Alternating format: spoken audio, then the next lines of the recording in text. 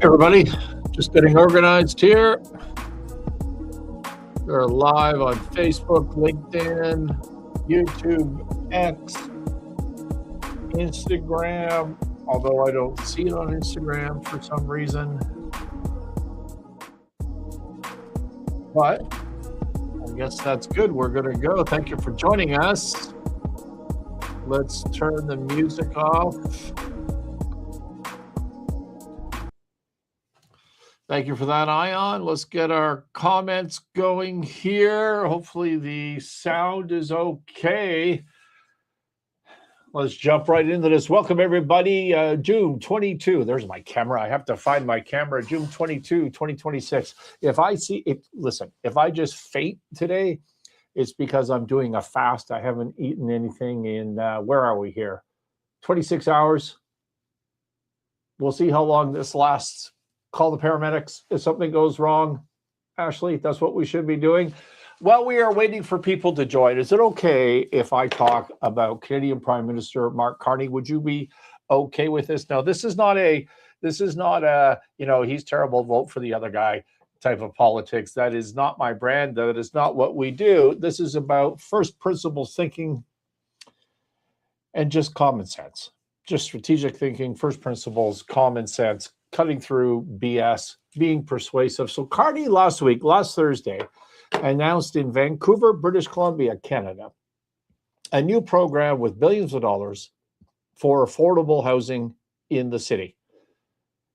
Very large city in North America. And so the new program, here's what's going on. Basically, there are 2,200 empty condominium units in the city of Vancouver. And these are units that were built on spec by developers, and the developers can't sell them.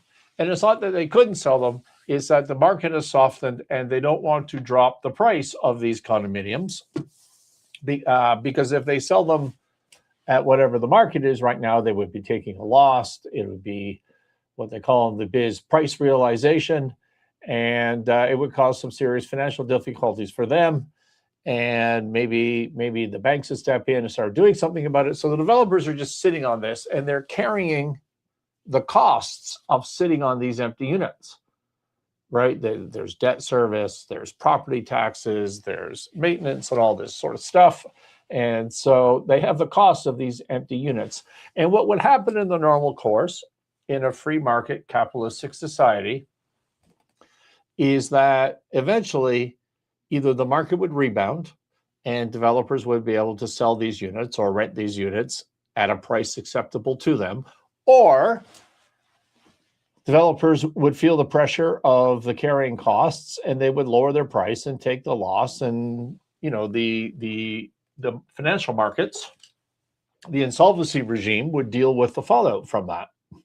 But the market would win at the end of the day, as it always does. And so they often say in economics, the solution to higher prices is higher prices. If the price is too high for these condos, then the market will not accept that pricing and developers will reduce their pricing. And there you go, bingo, affordable housing. But that's not what we're going to do in Canada, not according to Prime Minister Mark Carney. What we are going to do is use federal taxpayer dollars to buy these 2,200 units. And there may be a financing scheme that goes along with that. Maybe it's through CMHC and low cost interest. But for the point of this discussion, we're effectively going to use taxpayer dollars to take these units off the hands of these developers. At what price, by the way? Well, a price, obviously, that the developers would be happy to sell for. So all over the social media, the internet, it's a bailout of developers, which is, intentionally or unintentionally true in some sense. But really what it's doing is just picking up this supply. And then what they're going to do with federal taxpayer money, and then what they're going to do is they're going to resell or lease these units to qualified candidates for subsidized housing. Okay, so to make things more affordable at the lower end of the market, not for the mid-market Canadians, but at the lower end of the market. So that's the plan. It is a plan that has the purposeful or not purposeful effect of bailing out developers stuck with these 2,200 units. It provides more low-income housing for those that are qualified. No problem with that. It is a program designed to buy high and sell low and to lose money with federal taxpayer money in one particular city in British Columbia. The province is matching it, by the way. But here's what people aren't talking about.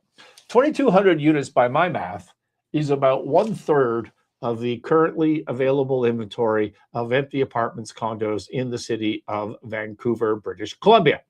What happens if you take 1/3 of the inventory of available supply of anything away and have a constant demand?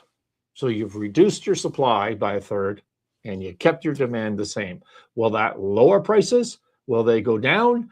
No, of course not. Prices will go up. This is just basic first principles, supply and demand.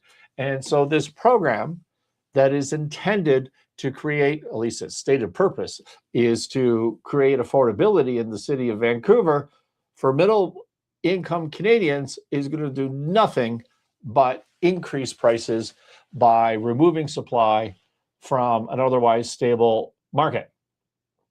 This is a plan that is an interesting and far too often repeated case of ideology trumping first principles thinking. Be mindful of that in your business and career. Always go back to first principle thinking. We see this a lot in turnarounds of businesses where you get sort of sucked into this other direction and you lose sight of first principles. First principle here being the solution to high prices is high prices. And don't tolerate this sort of ideological thinking from your leaders. All they're doing, this is a plan to increase prices in Vancouver. All right, well, that's enough time for people to join us. Welcome to the Winning Momentum podcast. This is your Week in Review show.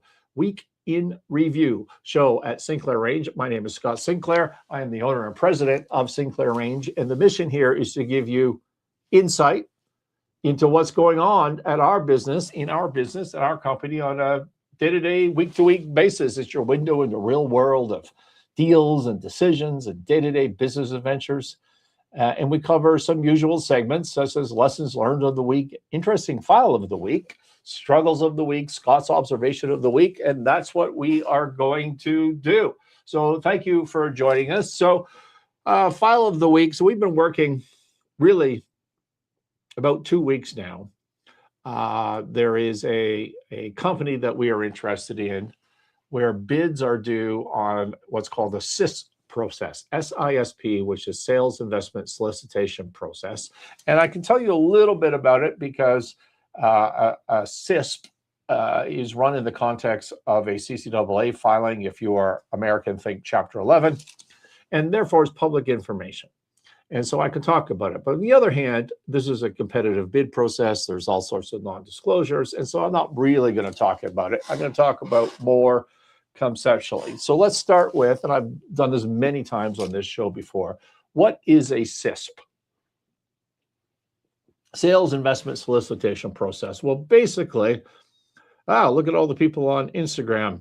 Thanks for joining us. Shirty44, Ashley, sound is good. Perfect. I had not seen that. I just wish I would get those Instagram comments onto the main feed here, but we do not.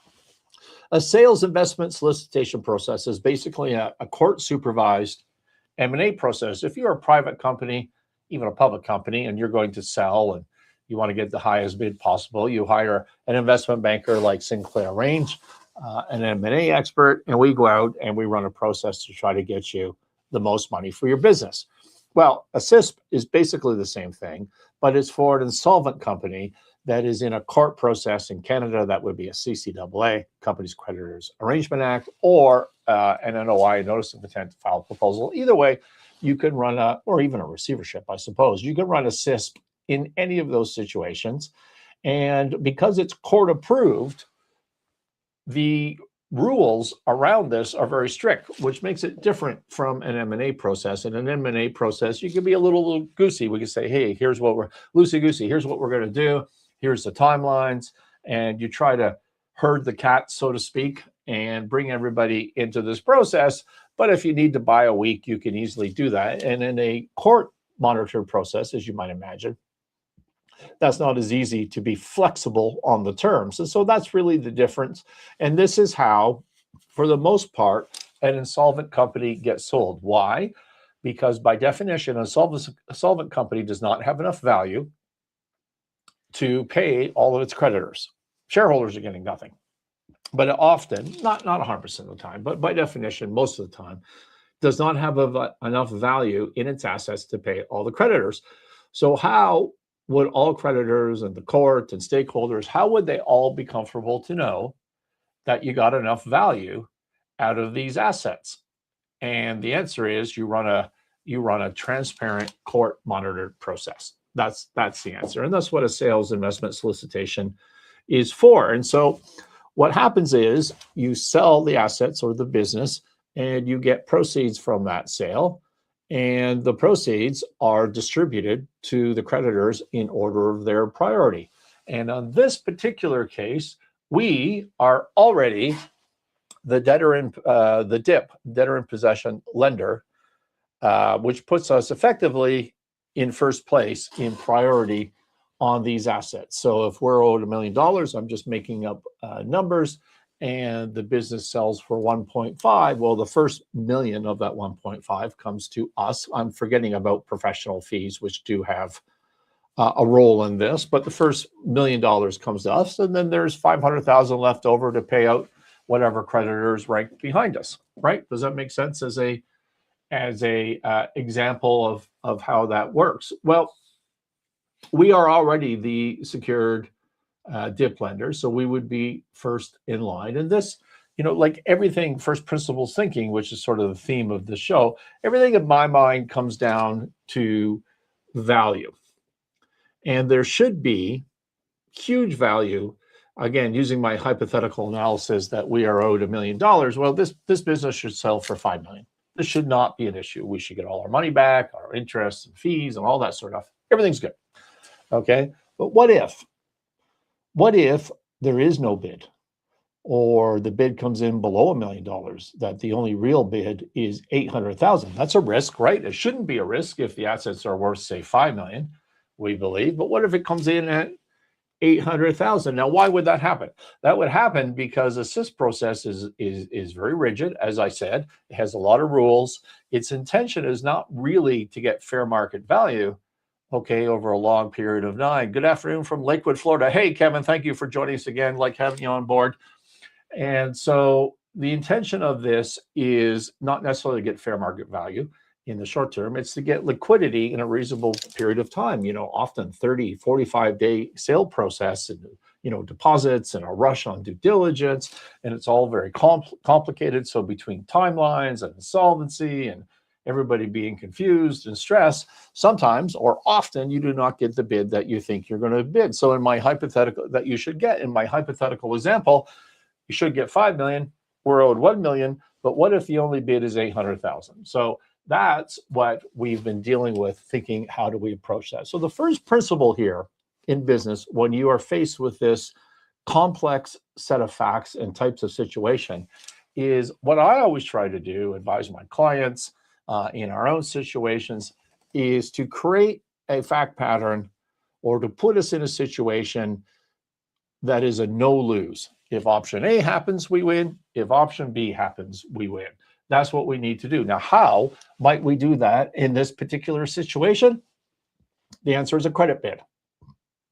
So what is a credit bid? If you're going to buy this business, again, I'm just going to stick with my hypothetical example of $1 million being what we're owed.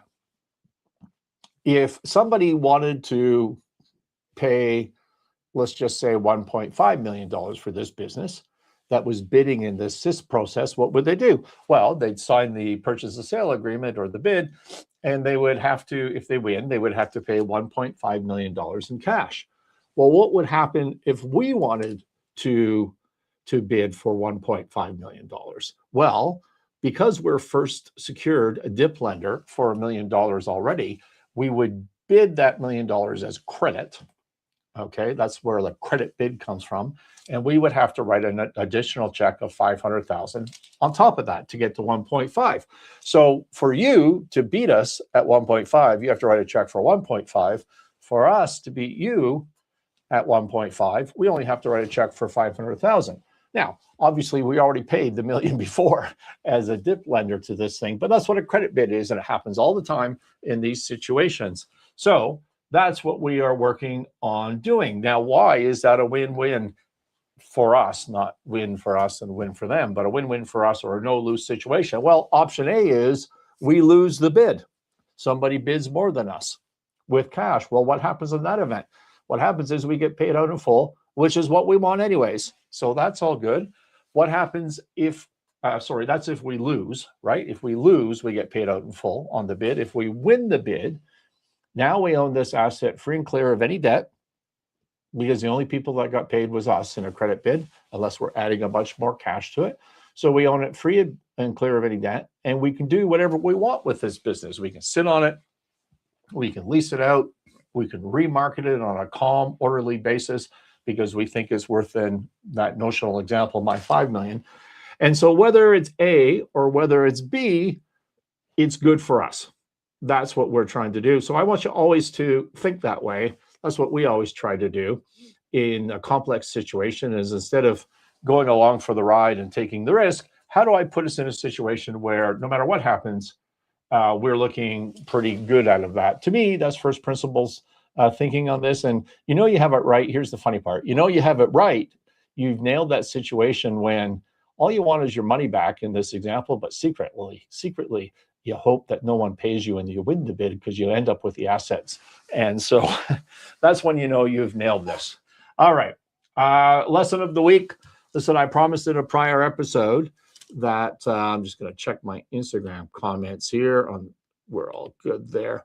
I promised on a prior episode that I would give you some insight from some of the things that I talked about at a lenders conference sponsored by Insolvency Insider, held or organized by Insolvency Insider, held in Calgary, Alberta, maybe a month ago now. I'm not sure. It's been such a hectic several weeks here with speaking and deals. And so I spoke on a panel in front of maybe 100 to 125 bankers and lenders and investors from Western Canada. And I wanted to give you some of the lessons of that as we go forward with these shows. So here we are.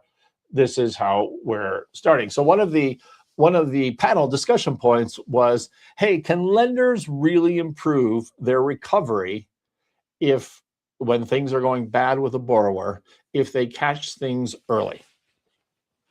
If you know sooner rather than later, does that make a meaningful difference? And hint, it does. And if you believe that you want to find out things earlier, how do you find things earlier?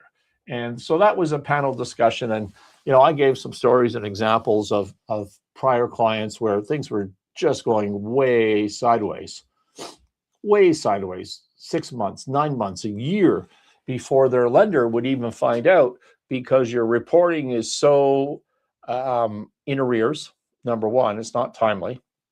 And number two is it takes time for trouble to work through the financial system, and it's incremental. It's not like as a lender, you get some reporting today and everything looks fine. You get it tomorrow and everything looks fine. And then you get it, the next reporting cycle and everything's gone to shit. That's not what happens. What happens is that I guess I just got our show banned on these various streams, so I hope I didn't screw that up too much.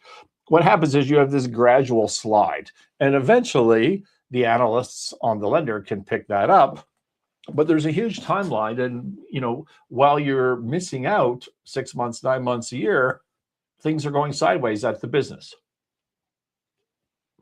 What is the answer to that? It's too easy to say more reporting. The answer to this, my pitch, my argument at this lenders conference, is boots on the ground. You just have to be present. You have to be present. So the more a lender investor can get out of their office, meet their borrower, meet their investee company, where the employees are, not off at a nice steakhouse for lunch or a club, but actually boots on the ground at the facility, have meetings there, walk around, get tours, chat friendly to the staff, you will know exactly what is going on. When you over 35 years now, I think, of working with troubled businesses, when you just wander the floor, when you just hang out for a day, have some meetings, talk to people, socialize. You pick up the energy of the environment and the energy of the people. And if it is a troubled business, I guarantee you, you will feel that. There's 100% correlation between troubled businesses and filthy washrooms, filthy workplace. There's zero pride in the environment. You can just see it. And conversely, those businesses that are on a roll, that have winning momentum, which is the name of this podcast, that have a culture where everybody wakes up in the morning and feels like today is going to be even better than yesterday. Even if you're not making money yet, even if you have cash flow pressures, you're on a roll. Those businesses, you can feel that too. Things are more orderly. Maybe they're chaotic in terms of paper everywhere, but it's clean and it's functional and people are energized. Boots on the ground is how you pick that up. And I'm telling you, if a lender, investor, if you get out to your portfolio companies, you're going to pick up what's going on 6 months, 12 months before you will ever see it in financial reporting. That's what we do at Sinclair Range. And when we are retained and engaged by private credit firms, which we often are, when we're running our own private credit function, which we are doing more and more of, my personal role, my personal role is to be on the road, visiting these portfolio companies, learning how we can support them more, and just getting a vibe, literally just getting a vibe for it. And that's a weird thing for an accountant, financial guy, investment banker to say, but it's so, so important. We've been working with a client at Sinclair Range the last maybe 2 months. And it has brought to mind a struggle that many, many, many small and medium-sized businesses in Canada have. I've talked about this before. I've talked about it in the context that I'm out having drinks and lunch and dinners with other private lenders in Canada. And I said to them, hey, what we're experiencing is we find this borrower, it looks like a good company, there's security value, and they don't have any financial reporting. There's no accounting statements. We can't get anything that reconciles, that makes any sense. You ask for a financial statement, you get an income statement, but no balance sheet. You get a cash flow statement, which is not related to anything. It's just numbers on a spreadsheet. How do you lend against that? And every one of these lenders, investors says to me, yeah, we see the exact same thing. We can't do deals because we can't get information. So this is a serious problem in Canada. I think it exists in the US as well. And my hypothesis as a chartered accountant is that the chartered accountant profession has just really priced itself out of practicality for a mid-market smaller business in Canada. You just can't afford the function. And so you start cutting corners, and that causes you real problems down the road. It's the entire reason that Sinclair Range has announced, a year, 18 months ago, a virtual fractional controllership service so that we can, on a cost-effective basis, do your books and records. And it's kind of a cost center, but it needs to be done. First principles, creating value, doing deals, getting good financial information. You can't just fly blind. You need to have financial information. So we on the business course at thescottsinclair.com that you can look at, all of my content. If you're a longtime listener, you will know that we have a mantra as to how to make more money in any business. And it goes in this order. Number one, improve your contribution margin. Number two, lower your fixed costs. And number three, increase your revenue. That order: contribution margin, fixed costs, revenue, growth. And most entrepreneurs in a distressed situation would say, well, if we could just grow, we're going to get out of these problems. But it's the wrong way to go about it. You need to know your contribution margin. What is a contribution margin? It is you take your sales price for a unit or your revenue overall minus your variable costs, direct materials, direct labor, sales commissions, freight, that sort of stuff. Okay, so no fixed costs in there. And that's the difference between contribution margin and gross margin being a useless metric for managing any business going through change.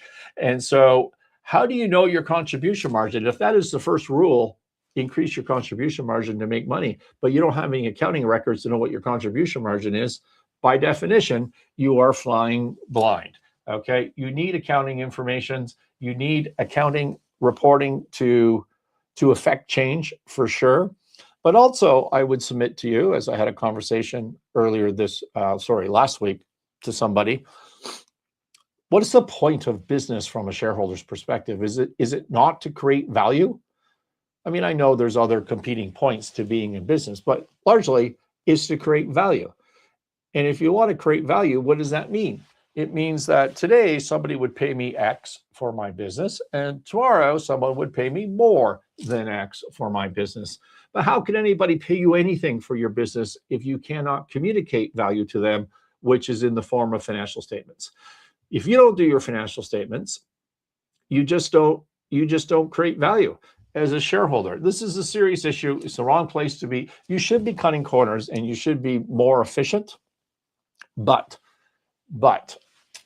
you do need to have your financial statements, and they need to survive due diligence. Okay.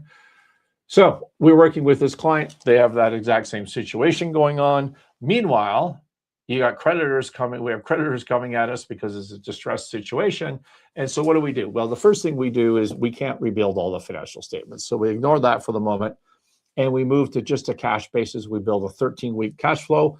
Go back in my past content, you'll see what a 13-week cash flow is, and we start reconciling from that. But in the bigger picture, I want to talk about on this show is you need to have your financial statements. We do offer a virtual fractional controllership service if you want to talk about that.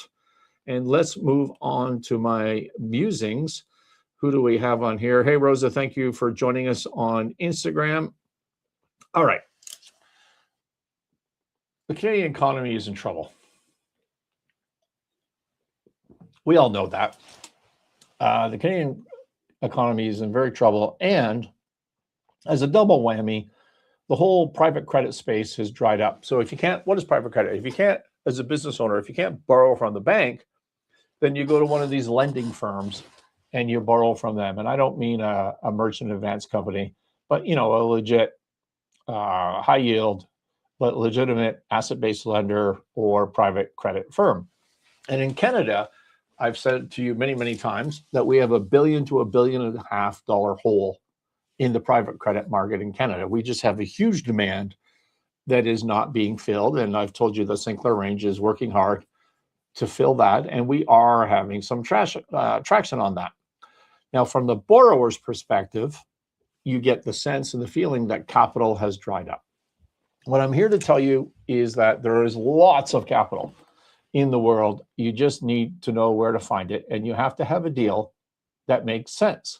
We're running a process right now on a business where we're trying to raise capital, and our database for this is crazy. It's like we have about 12,000 to 15,000 investors on our standard Sinclair range database, and the responses we're getting are huge.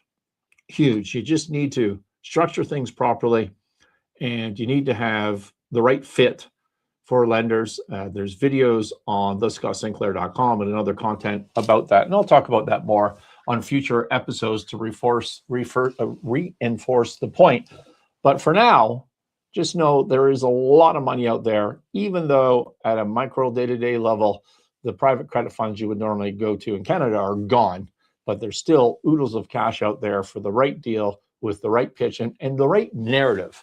Just remember that winning momentum, the name of this podcast, is what attracts capital, having that narrative. If you have positive energy, you attract both human resources and financial resources. People want to work for the business that is exploding and is on a right path, and they don't want to work for the business that seems to be going down the tubes, is old and boring.